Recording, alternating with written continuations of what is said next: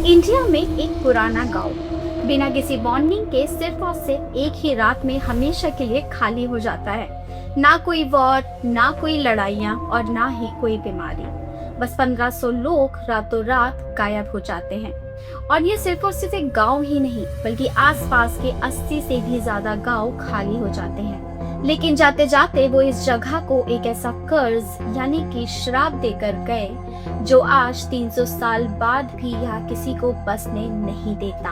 आज भी लोग यहाँ सूरज ढलने के बाद रुकने से डरते हैं। सवाल ये है कि क्या कुलधारा को लोगों ने छोड़ा या फिर कुलधारा ने लोगों को ही निगल लिया। चलिए आज डिकोड करते हैं राजस्थान के सबसे मिस्टीरियस गांव कुलधारा के सीक्रेट से।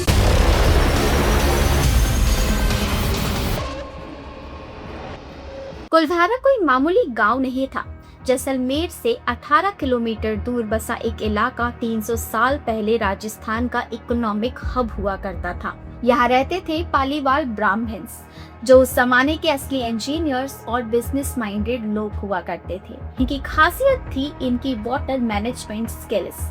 जहाँ आज भी लोग पानी के लिए तरसते हैं, वहीं ये लोग 13th सेंचुरी में रेगिस्तान की रेत के नीचे से पानी निकालने की टेक्निक्स जानते थे। इन्होंने मिट्टी में नमक की मात्रा कंट्रोल करके वहाँ खेती और ट्रेड से इतना पैसा कमाया कि कुलधारा एक अमीर गांव बन गया था। लेकिन जब सब कुछ इतना परफेक्ट चल रहा था, क्यों कुलधारा के 1500 लोग और साथ ही आसपास के 84 गांव के हजारों लोग एक साथ गायब हो गए, बिना किसी शोर, बिना किसी दुश्मनी के। इस खूबसूरत गांव में एक शख्स था, सलीम सिंह, जैसलमेर का वो दीवान जिसके नाम से लोग कांपते थे। कहते हैं सलीम सिंह इतना ज्यादा क्रूअल और जिद्दी था कि उसे जो चीज पसंद आ जाती वो उसे हासिल करने के लिए किसी भी राह तक जा सकता था। और उसकी नजर पड़ी उस गांव की मुखिया की बेटी पर। वो उस लड़की से जबरदस्ती शादी करना चाहता था।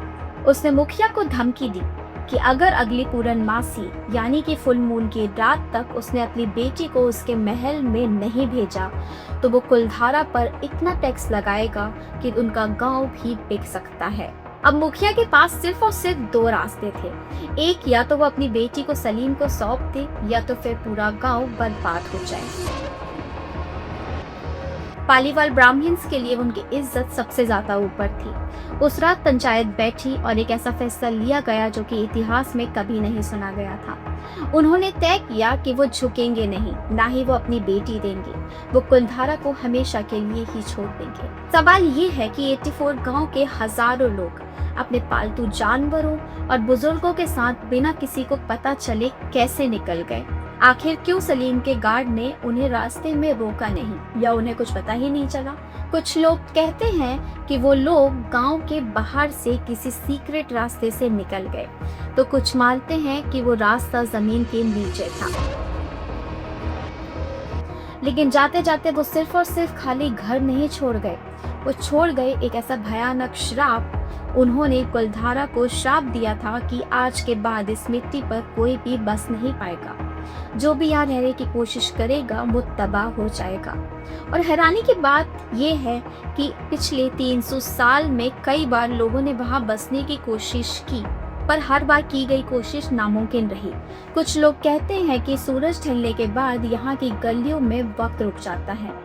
सिर्फ कहानियां नहीं बल्कि यहाँ आने वाले टूरिस्ट और पैरानॉर्मल इन्वेस्टिगेटर्स ने कुछ ऐसा देखा जिससे उनके होश उड़ गए। रात के सन्नाटे में खाली घरों से आने वाली किसी की चिल्लाने की आवाजें, धीमी विस्परिंग जैसे कि कोई कान में कुछ कह रहा हो, और सबसे शॉकिंग एक औरत के रोने की आवाज। कुछ लोग दावा करते हैं कि उन्होंने खाली चौराहों पर फोक सॉन्ग्स सुने हैं, वही गीत जो कि पालीवाल ब्राह्मण्स खुशी के मौके पर गाया करते थे। रिपोर्ट्स तो यहाँ तक हैं कि लोगों ने अपनी गाड़ियों पर बच्चों के छोटे छोटे हाथों के निशान देखे हैं, जबकि वहाँ पर ऐसा कोई बच्चा मौजूद ही नहीं था। यहाँ आने वालों का कहना है कि कोई दिक्कत नहीं है, पर लगता है कोई है, जैसे कि हजारों आंखें आपको अंधेरे में बैठकर देख रही हों। क्या ये सिर्फ और सिर्फ डर है, या फिर वो 1500 लोग आज भी अपना गांव छोड़ने के लिए तैयार नहीं हैं?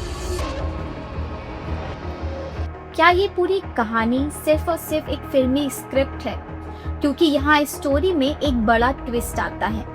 जब हिस्टोरियंस ने कुलधारा की गहराइयों में झांका तो उन्हें कोई श्राप का सॉलिड प्रूफ मिला ही नहीं। इनफैक्ट सलीम सिंह या उस लड़की वाला इंसिडेंट हमारी किसी भी सरकारी फाइल या रिकॉर्ड में मौजूद ही नहीं है। तो असली वजह क्या थी? कुछ एक्सपर्ट्स मानते हैं कि असली विलन सलीम सिंह नहीं बल्कि पानी था। राजस्थान का वो इलाका वैसे ही सूखा था और धीरे धीरे वहाँ से वाटर लेवल इतना ज्यादा नीचे चला गया कि खेती नामुमकिन हो गई थी।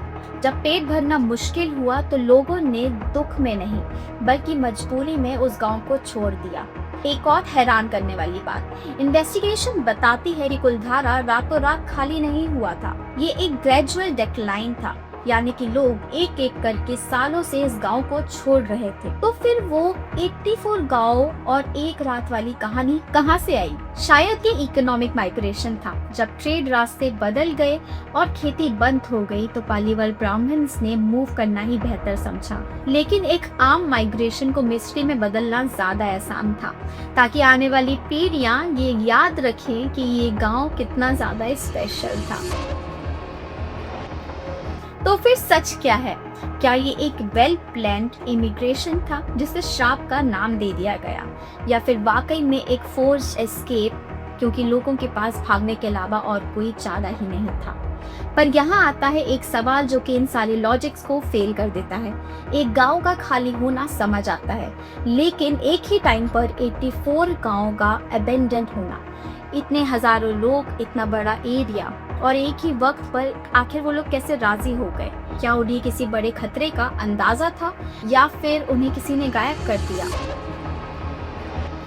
चलो मान लेते हैं कि वो लोग पानी की कमी से गायब हुए, लेकिन आज तो टेक्नोलॉजी है, सरकारी रिसोर्सेज हैं, फिर भी 300 साल बाद भी वहाँ पर कोई सेटल क्यों नहीं हो पाया? जैसलमेर में जमीन की कीमत आसमान छू रही है, लोग रेगिस्तान में हॉस्टल्स बना रहे हैं, पर कुलधारा के उस श्रापित जमीन पर कोई एक झोपड़ी तक नहीं बनाना चाहता। तो क्या ये सिर्फ और सिर्फ एक सुपरस्टिशन है या कुछ और? क्या ये हो सकता है कि उस मिट्टी में वाकई में कुछ ऐसा हो जो इंसान के दिमाग को अनकंफर्टेबल कर देता है? कुछ लोग कहते हैं कि वहाँ की हवाओं में आज भी उन लोगों का गुस्सा और दुख महसूस होता है। इंसान लॉजिक्स पर तो बिलीव करता है, पर उसका डर हमेशा उसके लॉजिक से बड़ा होता है। कुलधारा आज भी एक पजल है जिसका कोई क्लियर जवाब नहीं है। लोग सच से डरते हैं या उन कहानियों से जो कि इतनी ज्यादा मशहूर हैं? क्योंकि सच अगर इतना ज्यादा स्ट्रॉन्ग होता तो 300 साल बाद भी इंसान वहाँ पर सेटल होने की हिम्मत करता। आपको क्या लगता है, कुलधारा का राज क्या है? कमेंट्स में जरूर बताएं। मिलते हैं नेक्स्ट वीडियो में।